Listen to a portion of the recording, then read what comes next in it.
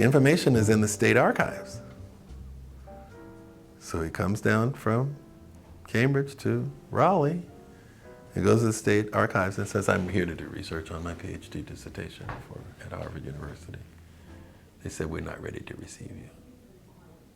They've never had a black researcher come in and ask to have access to public materials. This is a state archives. It's not a private university. It's not a private archive.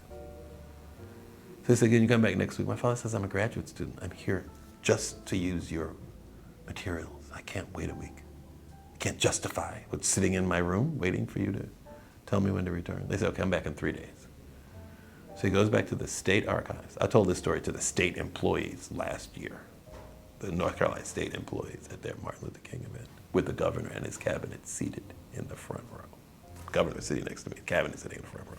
So he comes back in 3 days, and they show him to his private office with a desk, a chair, a pencil, a wastebasket, a cart, and a key to the stacks. Because they're not going to have white people fetch materials for him, right? So he says, okay. He wheels his cart through the reading room where all the white researchers are, goes to the door with the key, with his key, turns the key, opens the door to the stacks, pushes his cart in, and is in there for a while. So he comes out of the stacks with his cart piled with materials and wheels his cart through the reading room. White researchers stop in their tracks. And he goes to his little private office and closes the door. When he returns the next day, the white researchers have all demanded keys to the stacks because they said my father had unfair advantage. So they retract the key from him. They ask for the key back and his cart. They keep him in his little segregated office, but they have the white staff get materials for him.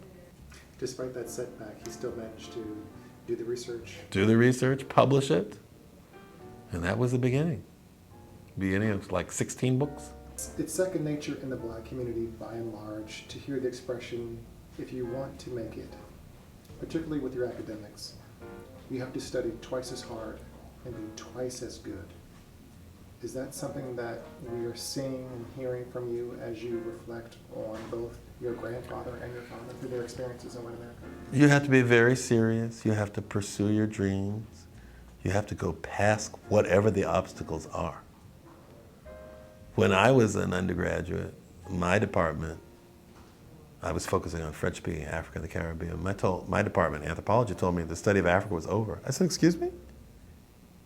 They said, well, there's no money in that anymore. Go study population control. I said, well, that is not of interest to me. Let me move somewhere where Africa is always in fashion. So I moved to Senegal. So you can't necessarily be constrained by what people you respect tell you to do. You have to find your own path. And you have to follow that to pursue the knowledge that you want to acquire.